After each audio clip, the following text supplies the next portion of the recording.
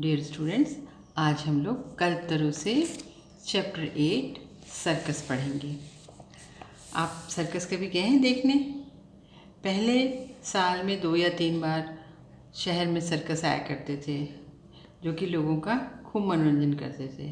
Circus को मनोरंजन का साधन माना जाता है और सर्कस में कई तरह के जंगली जानवर हुआ करते थे जिनको ट्रेन किया जाता था और वो लोगों को तरह तरह के करतब दिखाया करते थे। इसके अलावा सर्कस में कुछ पर्सन भी होते थे, जो लोग भी होते थे जो कि फिज़िकली बहुत फिट होते थे और वो तरह तरह के एक्सरसाइज दिखाकर, तरह तरह के करतब दिखाकर लोगों को हैरान कर देते थे।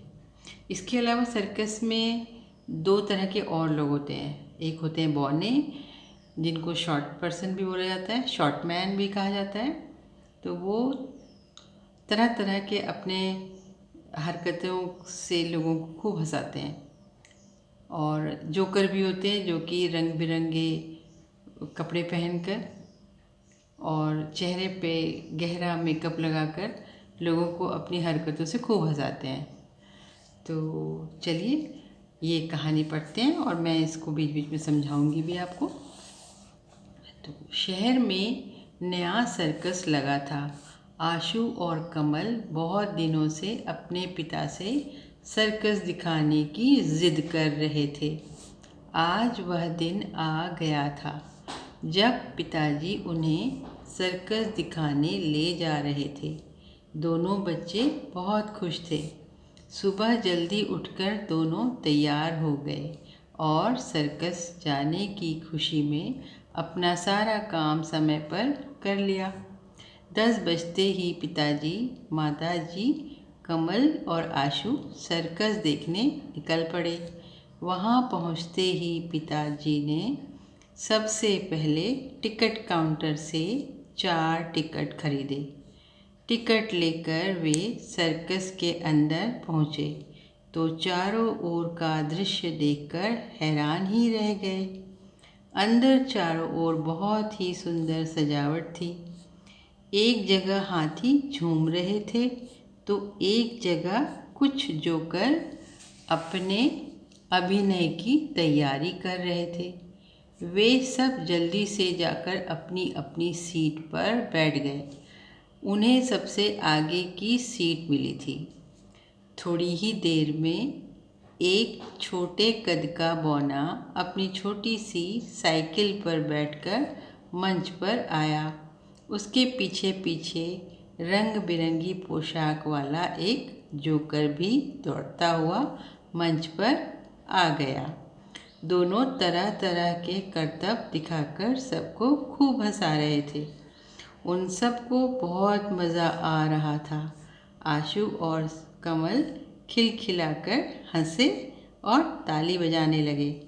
इतने में एक रिंग मास्टर विशालकाय हाथी के साथ मंच पर पहुंचा। हाथी कभी एक पैर पर खड़ा होकर सबको नमस्ते करता तो कभी अपने दोनों पैरों पर सीधे खड़ा होकर नाचता। पूरे मंच पर वह अपने मास्टर के इशारों पर नाचता रहा। अचानक शेर की दहाड़ सुनाई दी। दोनों बच्चे डरकर मम्मी पापा की गोद में छिप गए। पर जब पापा ने उन्हें बताया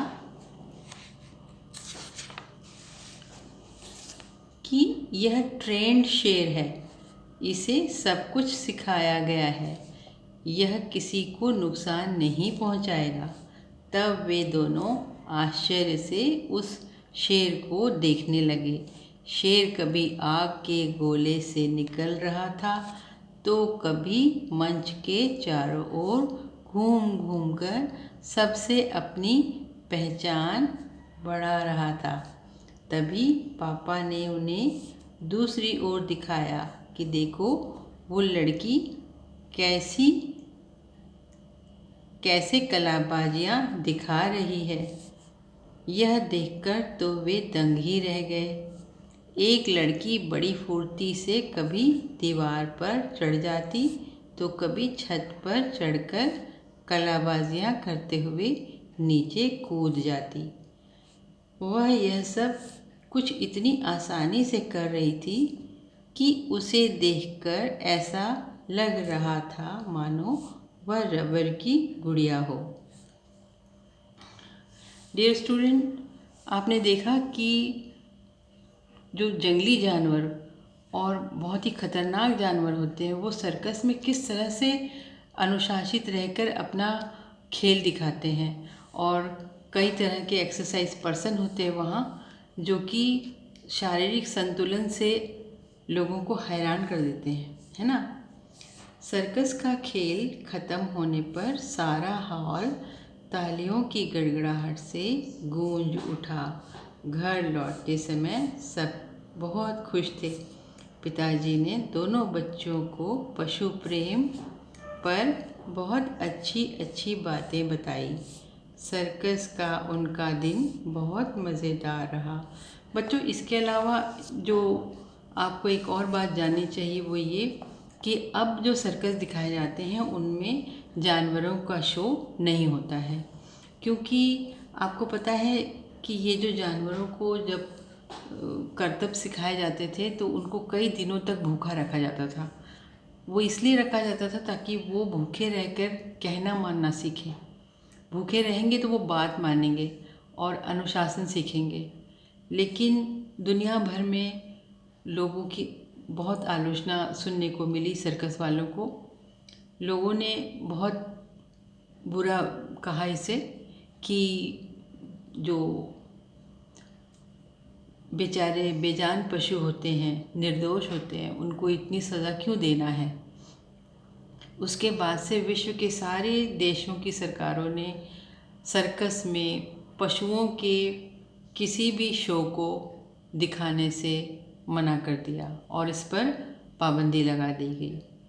उसके बाद से सर्कस में अब पशुओं को नहीं दिखाया जाता और सिर्फ लोग होते हैं जो कि अपनी एक्सरसाइज करते हैं तरह तरह की और अपनी कलाबाजियाँ दिखाते हैं।